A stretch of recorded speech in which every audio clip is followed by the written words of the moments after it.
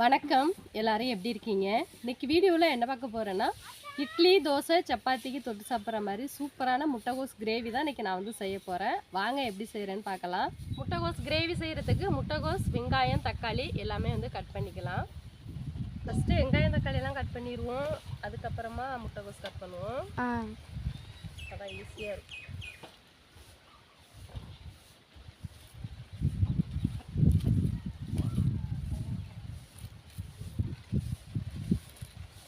கரிஷ்மாவெல்லாம் காணும், குளிக்க போயிருக்காங்க. ஆமாம், இல்லைன்னா நேரம் வந்து நான் கட் பண்ணுறேன் தெரியுமா அப்படின்னு. இப்போ கூட விளாண்டுட்டு தாம்மா இருந்துச்சுங்க ரெண்டும். ஆமாம், இப்போ தான் குளிச்சுட்டு வரக்கான்னு சொல்லிட்டு போச்சுங்க. குளிச்சுட்டு மேக்கப் போட்டுட்டு வருவாங்க.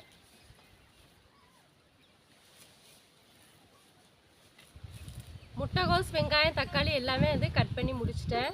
பாருங்கள், முட்டைகோஸ் வந்து நீள நீளமாக கட் பண்ணியிருக்கேன். தேங்காய், ஜீரகம், மிளகு, காஷ்மீர் மிளகாய், ஏலக்காய், பட்டை, கிராம்பு, இதில் வந்து வெங்காயம், தக்காளி, பச்சை மிளகாய் இதெல்லாம் வந்து எடுத்து வச்சுருக்கிறேன். இந்த கிரேவிக்கு வந்து பார்த்திங்கன்னா ஒரு மசாலா வந்து அரைக்கணும். அந்த மசாலா அரைக்கிறதுக்கு தேவையான பொருள் என்னென்னு பார்க்கலாம்.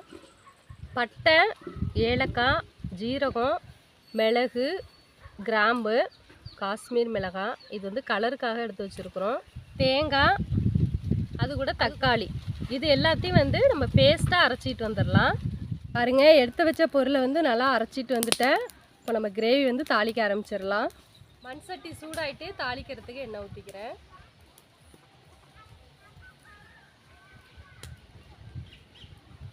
எண்ணெய் சூடாயிட்டு 1/2 ஸ்பூன் கடுகு சேர்த்துக்கிறேன். கடுகு நல்லா பொரிஞ்சிருச்சு, கருவேப்பிலை சேர்த்துக்கிறேன். அது கூட பச்சை மிளகாய் சேர்த்துக்கலாம்.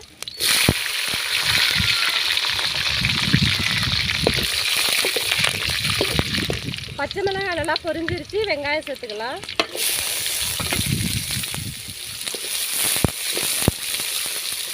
மண் சட்டி வந்து பார்த்திங்கன்னா ஓட்டையாக போயிடுச்சு, அதனால் வந்து இந்த சட்டி வந்து நான் மாற்றிக்கிட்டேன். மண் சட்டி எல்லா மண் சட்டியுமே வந்து வெடிச்சு போயிடுச்சு. இந்த வெயிலுக்கு அதுக்கும் வெடித்து ஓட்டையாயிட்டு அடுப்பில் வச்சதுக்கப்புறம் தான் தெரியுது மண் சட்டி ஓட்டைன்னு. எண்ணெயெல்லாம் கீழே சொட்ட ஆரம்பிச்சிட்டு, அதனால் வந்து இந்த சட்டியை வந்து நான் மாற்றிட்டேன். வெங்காயம் நல்லா வதங்கிருச்சு. இது கூட வந்து இஞ்சி பூண்டு பேஸ்ட்டு சேர்த்துக்கலாம். சேர்த்து நல்லா கலந்து விட்டுறலாம். இந்த இஞ்சி பூண்டோட பச்சை வாசனை வந்து நல்லா போகணும். இஞ்சி பூண்டோட பச்சை வாசனை நல்லா போயிடுச்சு. இப்போ வந்து முட்டைகோசு சேர்த்துக்கலாம். முட்டைகோசு வந்து கழுவிட்டு கட் பண்ணி வச்சுருக்கிறேன். இப்போ இதை சேர்த்துக்கிறேன்.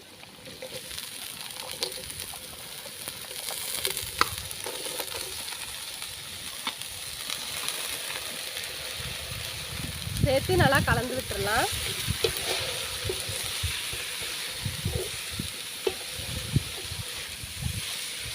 அது கூட 1/2 ஸ்பூன் மஞ்சள்தூள் சேர்த்துக்கிறேன். சேர்த்து நல்லா கலந்து விட்டுறலாம். கலந்து விட்டுட்டு மூடி வச்சிடலாம். முட்டைகோஸ் வந்து வேகட்டும். தண்ணியெல்லாம் எதுவும் சேர்க்க வேண்டாம், அந்த முட்டைகோஸில் உள்ள தண்ணியே வந்து போதும்.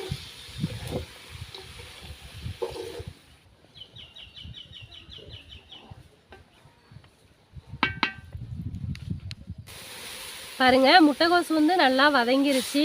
இப்போ இது கூட வந்து நம்ம அரைச்சி வச்சுருக்க மசாலா வந்து சேர்த்துக்கலாம்.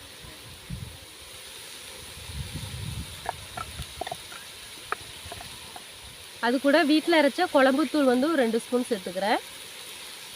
சேர்த்து நல்லா கலந்து விட்டுடலாம்.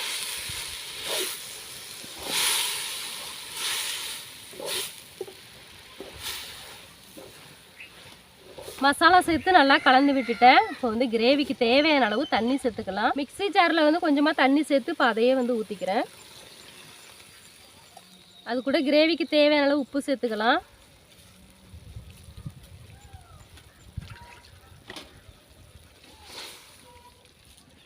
சேர்த்து நல்லா கலந்து விட்டுட்டேன். இப்போ வந்து மூடி வச்சிடலாம். கிரேவி வந்து நல்லா கொதிக்கட்டும்.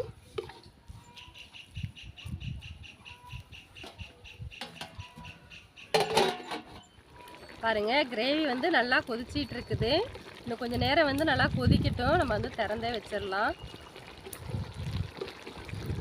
பாருங்கள் கிரேவி வந்து நல்லா கொதிச்சு தண்ணியெல்லாம் வந்து நல்லா ட்ரை ஆகிடுச்சு பாருங்கள். முட்டைகோஸும் வந்து பார்த்திங்கன்னா நல்லா வெந்துருச்சு. சூப்பரான முட்டைகோஸ் கிரேவி வந்து ரெடி ஆகிடுச்சு. இப்போ இறக்கிடலாம். பாருங்கள் சூப்பரான முட்டைகோஸ் கிரேவி வந்து ரெடி ஆகிடுச்சு.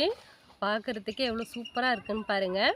இது வந்து பார்த்திங்கன்னா இட்லி, தோசை, சப்பாத்தி எல்லாத்துக்கூட வந்து தொட்டு சாப்பிட்லாம். ரொம்பவே சூப்பராக இருக்கும். நான் செஞ்சது மாதிரியே நீங்களும் வந்து முட்டைகோஸ் கிரேவி வந்து செஞ்சு பாருங்கள். செஞ்சு சாப்பிட்டு பார்த்துட்டு எப்படி இருந்துச்சுன்னு கமெண்ட்ஸில் வந்து சொல்லுங்கள். இந்த வீடியோ பிடிச்சிருந்துச்சுன்னா லைக் பண்ணுங்கள், ஷேர் பண்ணுங்கள். இப்போ தான் நம்மளோட சேனல் வந்து ஃபஸ்ட் டைம் பார்க்குறீங்கன்னா மறக்காமல் சப்ஸ்கிரைப் பண்ணுங்கள். அப்படியே பக்கத்தில் இருக்கிற பெல் பட்டனையும் கிளிக் பண்ணிடுங்க.